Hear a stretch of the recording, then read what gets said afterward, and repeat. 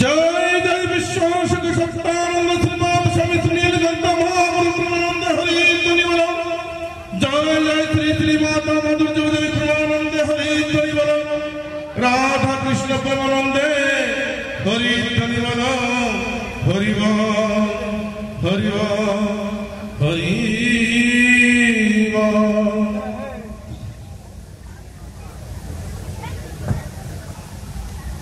पिता मातार चरणे आमार भक्तिपूर्ण प्रणाम। आज के रास उपलक्षे ठाकुर बाड़ीते उपस्थित आमार सकल गुरुजन मायेरा भाइयेरा ओ बोनेरा आमी सकलके जानाई आमार आंतरिक भालोबासा एवं बड़देरके जानाई आमार प्रणाम एवं नरनारायण सेवाश्रमेर सकल स्वामीजी बृंद आकार निराकारे जे जेखाने आछे आमी सबाइके जानाई आमार भक्तिपूर्ण प्रणाम। समय संक्षेप ताई सकल किछु खुले बोलबो ना, संक्षेपेर मध्य कथा बोलबो। आज के एखाने जारा उपस्थित आछेन केउ हयतो आमाके चेनेन, मने हय अधिकांश लोकई आमार परिचय जाने ना। ताई आमार परिचय हच्छे मालकानगिरी एमपी 12 नम्बर आमार बाड़ी। आमी हायद्राबादे थाकी। आमार नाम उत्तम कुमार ओझा, पितार नाम श्री उपेंद्र ओझा। आज के आपनादेर माध्यमे श्री श्री ठाकुर नीलकंठ गोस्वामीर सेवक हिसाबे आमी पटेल नरनारायण सेवाश्रमेर सेवार काजे आछि। যদিও আজকে সেবার কাজে আছি তবু এখান থেকে 30-35 বছর আগে যখন আমাদের পূজ্যবাদ স্বামীজি স্বামী গোবিন্দ ব্রহ্মচারী, নীলাংশু ব্রহ্মচারী, কৃপানন্দ ব্রহ্মচারী, রূপানন্দ ব্রহ্মচারী জানরাই আছেন, আমি সকলের সঙ্গে আশ্রমে থাকতাম। একে একে সবাই এই সংস্থার সন্ন্যাসী রূপে পরিণত হয়েছে। আমি দুর্ভাগ্য বলবো না, হয়তো এটা আমার ভাগ্য যে আজকে কর্মজগতে রোজগারের মাধ্যমে আজকে ঠাকুর আমার সেবা নিতে ইচ্ছা করছে এবং সেই সুযোগটাকে এই হতভাগাকে দিয়েছে। আজকে দেখেন, আজকে রাস উপলক্ষে আমরা সবাই এখানে ঠাকুর বাড়িতে আসছি, একত্রিত হয়েছে। আমাদের কিন্তু আরেকদিন ঠাকুরের সঙ্গে দেখা হয়েছিল। কখন? যখন মাতৃগর্ভে ছিলাম তখনও প্রভুর সঙ্গে দেখা হয়েছিল।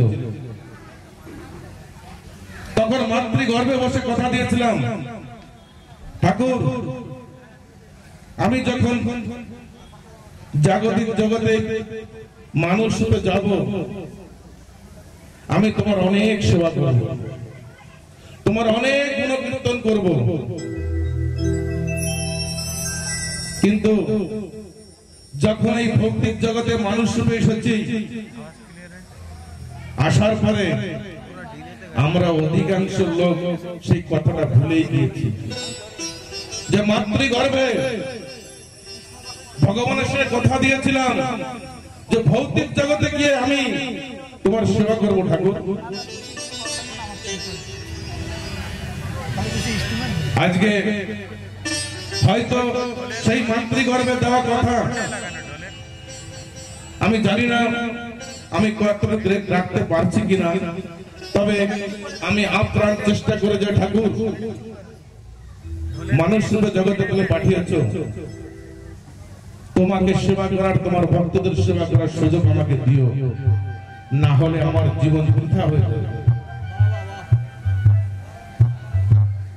মানুষ কথায় বলে ডান হাতে দান করলে বাম হাতকে বলতে নাই। আমি বলি সম্পূর্ণ মিথ্যা কথা, এটা হতেই পারে না।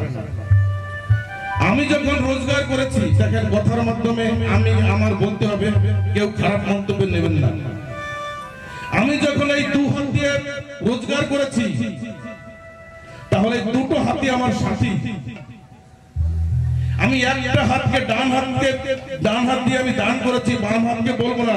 আমি তো মনে করি সে দান চুরি করা দান হয়, আমি দুটো হাতকেই বলবো আমি দান করেছি। অনেকে বলে না, বলে যে দান করলে যদি বলা হয় তাতে কোনো পুণ্য হয় না। বাবা নীলকণ্ঠের একটা গানে আছে, সমর্পিত দেহ হলে আমিত্ব নাই তার, তার হয়েছে এ জগতে ভজন অধিকার। ঠাকুর নিজেই বলে গেছে, যদি আমার সমর্পিত দেহ হয়, আমি দান করে যদি বলি তাতে কোনো পাপ নেই, কিন্তু আমাকে সমর্পিত হতে হবে। আজকে দেখেন, আজকে ঠাকুর বাড়ি এত সুন্দর প্রোগ্রাম, এই ঠাকুরের মেলা করতে গেলে আজকে যেমন টেন্ট, লাইট, ভক্তদের সেবার ব্যবস্থা, আজকে যে ভাইরা কলকাতা থেকে আসছে আপনাদেরকে সঙ্গীত শ্রবণ করানোর জন্য, শুধু ঠাকুরের নাম করলাম না, এখানে অর্থের প্রয়োজন আছে।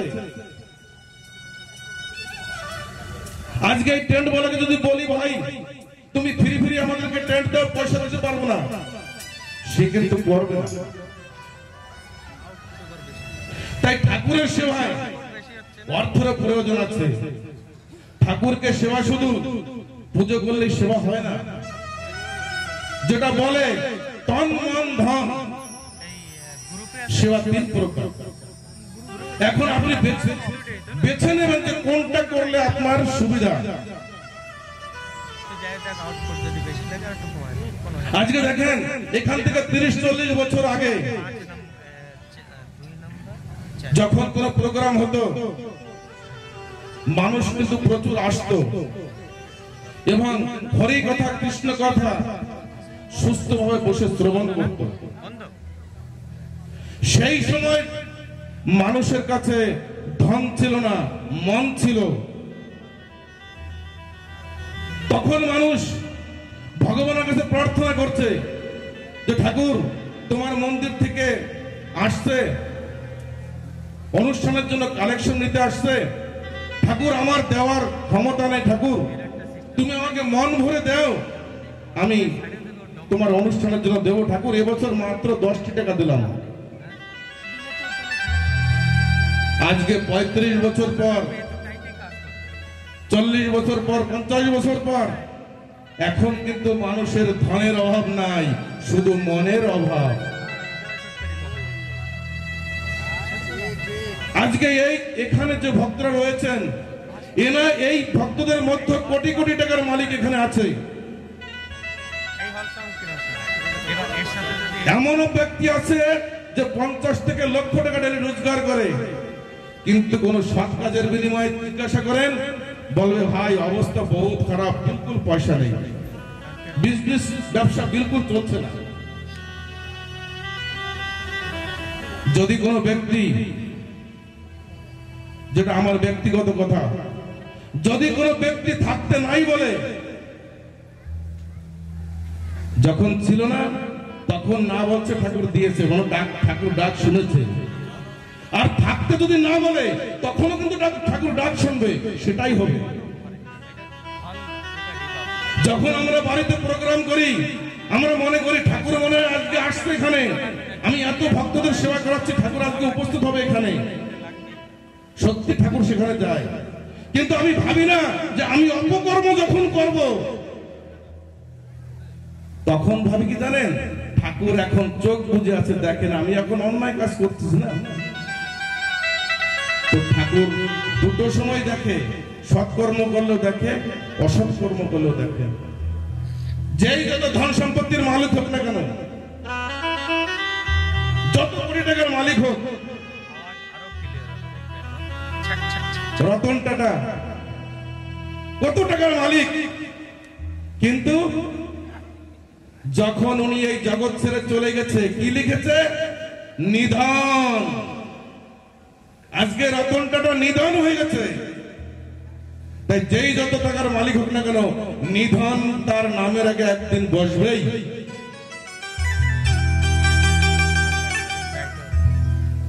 তাই মাতৃগর্ভে যে কথা দিয়ে আসছি,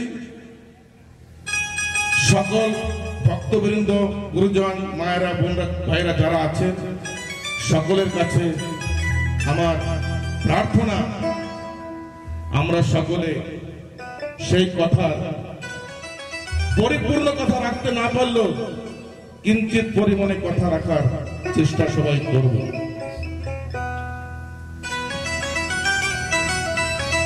এবং পটের নরনারায়ণ সেবাশ্রম 2006 সালে যখন, আমার জীবন কাহিনী বলছে, একটু না বললে আমার ভিতর থেকে কষ্টটা যাবে না। 2006 সালে যখন আমার পুনরায় যখন স্বামী গোবিন্দ ব্রহ্মচারীর সঙ্গে দেখা হয়, তখন কাকু আমাকে বলছে যে বাবা, বাবার মন্দিরের ভিতরে টাইলস লাগাতে হবে, তুমি 2000 টাকা দাও না। তখন 2000 টাকা দিয়েছিলাম আর বলেছিলাম, ঠাকুর তুমি আমার ভিতরে শক্তি দাও,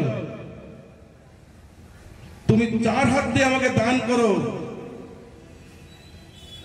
তুমি যেমন দান করবে আমি তেমনই তুলে ধরে তোমার কাছে দেবো। 2007 সালে, 8 সালে হবে, তখন আমাদের তপন কাকু এখানকার সভাপতি মন্দিরের, তপন সেনা কাকু বলছে, বাবা মন্দিরের গেট বানাতে হবে, দান করে বলতে নেই না, আমি বলবো। 7 লক্ষ টাকা দিয়েছি আমি। তো 2008 সালে 7 লক্ষ টাকা দিয়েছি, তবু বলছি, ঠাকুর আমার মন ভরেনি, তুমি আরো আশীর্বাদ করো আমাকে।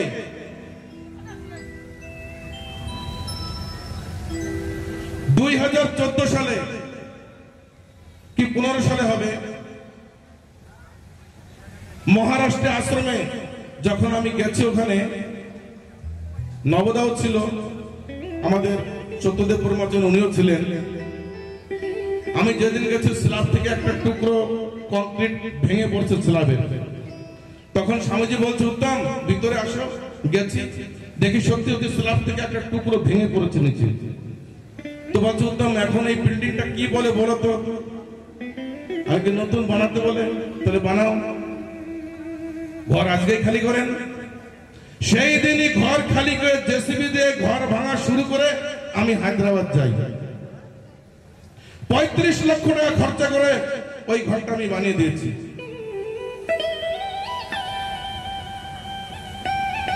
এবং প্রশান্ত স্বামীজি সমাধি মন্দিরের সম্পূর্ণ পয়সা আমি দিয়েছি। আজকে ঠাকুর বাড়ির স্মৃতি মন্দিরের পয়সা আমি দিয়েছি। মালকানগিরি নারায়ণ সেবাশ্রমে এই বছরে আমি 70 লক্ষ টাকা খরচা করেছি। আরো এখনো 1.5 কোটি টাকার কাজ বাকি। 50তম উৎসব আপনাদেরকে সকলে নিমন্ত্রণ থাকলো। এবছর এই 50তম উৎসবে আপনারা সকলে পটরুল নারায়ণ সেবাশ্রমে আসবেন। দেখেন, আমি সমর্পিত দেহ আগে বলে গেছি। আমার কথায় কেউ অহংকার অভিমান নিয়ে আমি বলছি, কথা বলবেন ভাববেন না। কথা বলার উদ্দেশ্য কি জানেন?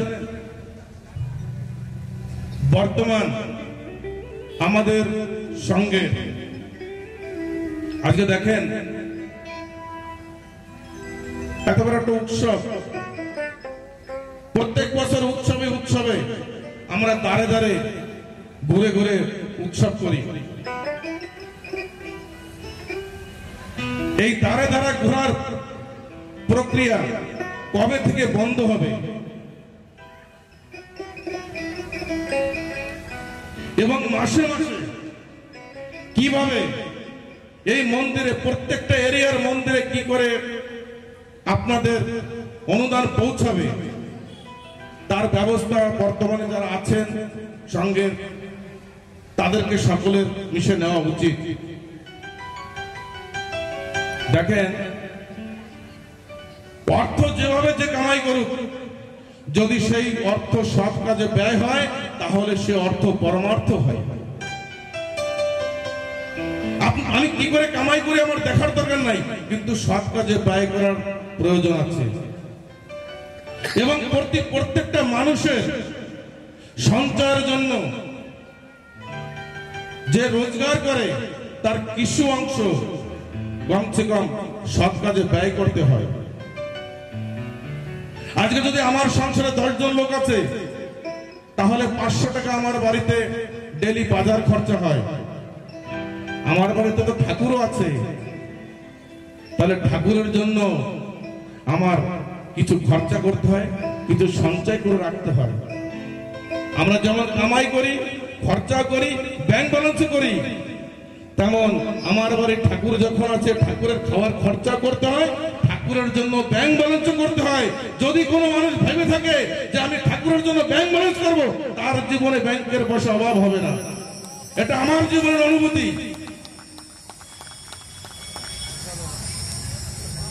হায়দ্রাবাদের বুকে নাম্বার 1 কন্ট্রাক্টর আমি। 8000 লোক আমার কাছে কাজ করে এবং আমার বাবা নীলকান্তের এত বড় শক্তি, আজকে যে আমি কোম্পানিটাও খুলেছি সেই কোম্পানিটার নামও নীলকান্ত কনস্ট্রাকশন। আমি আমার নাম দেইনি, মানুষ নিজের নামের জন্য করে সবকিছু, কিন্তু আমি আমার নাম দেইনি। আমার কোম্পানির নাম নীলকান্ত কনস্ট্রাকশন। তাই আজকে এই সবার মাধ্যমে আপনাকে সকলে কাছে অনুরোধ করছি, আপনারা আমার জন্য বাবার কাছে একটু অনুরোধ করবেন। পূর্বে আমি বলছি, আজও আপনাদের সামনে বলি, আমার জীবনের সঞ্চয়ের যা কিছু থাকবে, পরিবারে 4 জন, স্বামী স্ত্রী 2 জন, 2 ছেলে মেয়ে, 4টে হিস্সায় ভাগ হবে। আমার ভাগের যত টাকা হবে আমি সম্পূর্ণ এই জীবনে সৎ কাজে ব্যয় করে যাব। আমি 1 টাকাও রেখে যাব না, আমি সব নিয়ে যাব। কারণ আমি কষ্ট করে কামাই করেছি, আমি কার জন্য রেখে যাব? আর সেটা নেওয়ার পদ্ধতি একই, সৎ কাজ, মানুষের সেবা করো, ঠাকুরের সেবা করো, দিন দুঃখীকে সেবা করো। যদি কেউ একটা মেয়ে বিবাহ দিতে পারছো তাকে সেবা করো, যদি কেউ কারো বাপ মার শ্রাদ্ধ করো তাকে সেবা করো, যদি কেউ কারো ছেলে মেয়েকে পড়াতে পারছো তাকে উপকার করো। আর এগুলো আমি করি। আর আপনাদের কাছে বলি, আপনারা আমার জন্য ঠাকুরের কাছে প্রার্থনা করবেন, আমি যেন মরে তো একদিন যাবই, আমি যেন এই দেহটা সারা জীবন মানুষের সেবায়, ঠাকুরের সেবায় দিয়ে যেতে পারি। যাই হোক, দেখেন আমার সময় কম, সত্যিকারে আমি সঙ্গীত শোনাবো তেমন যোগ্যতা জানি না। বাবা নীলকান্তের সঙ্গে জিত করেছিলাম, তাই হয়তো আজকে আপনাদের সামনে দাঁড়িয়ে কথা বলছি। তো বাবা নীলকান্তের সঙ্গে জিত করে একটু গানও শিখেছি। আরেকটি কথা দেখেন, আমি যখন জিত করেছিলাম যে বাবা, আমি যদি তোমার আরতি কীর্তন গাইতে না পারি, আমি যদি তোমার হাজার হাজার লক্ষ লক্ষ ভক্তদের সামনে দাঁড়িয়ে কথা বলতে না পারি, আমি দ্বিতীয়বার তোমার মন্দিরে আসবো না। মহারাষ্ট্র আশ্রম থেকে আমি প্রণাম করে চলে গেছিলাম। 3 মাস পরে আমি ওখানে এসে প্রথম আরতি কীর্তন গাই। তো বাবা নীলকান্ত আপনাদের কাছে একটা হীরার টুকরা পাঠিয়েছে। কে সেই হীরার টুকরা? এই সেই সঙ্গীত জগতের গুরু আমার কৃষ্ণপদ মন্ডল।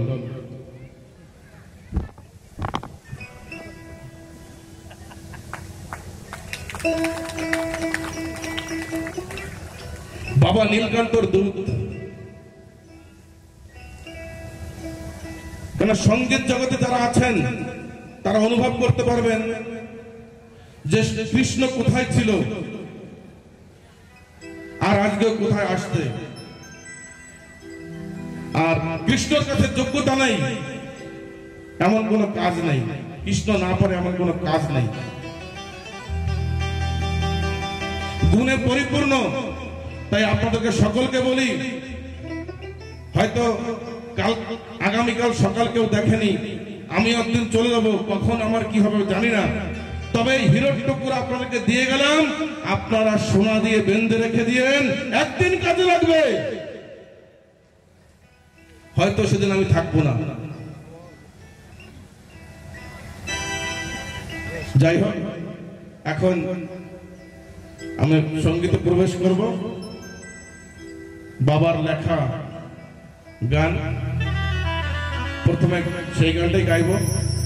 দেখেন হায়দ্রাবাদ থেকে আসছে, এখানে একটু ঠান্ডা বেশি, ওখানে গরম, গলাটাও তেমন সুন্দর নেই, তবে বাবা নীলকান্ত গিয়ে নেবে, অসুবিধা নাই, আমার বিশ্বাস আছে।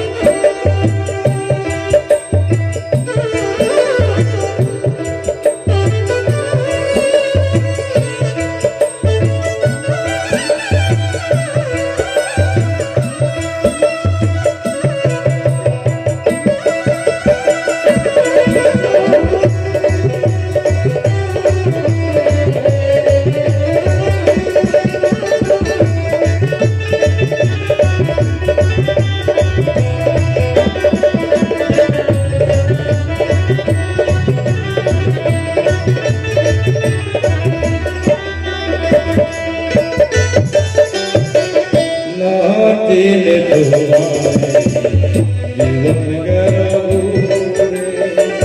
তাকিতে নরে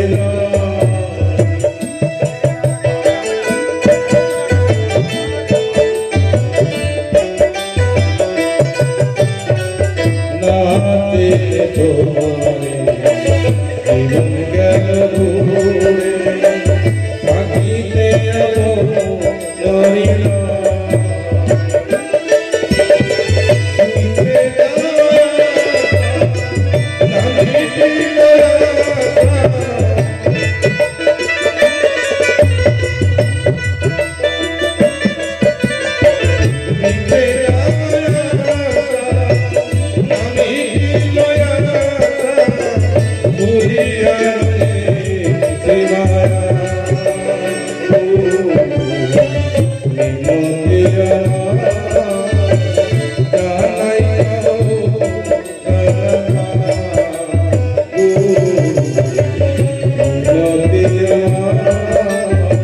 Janai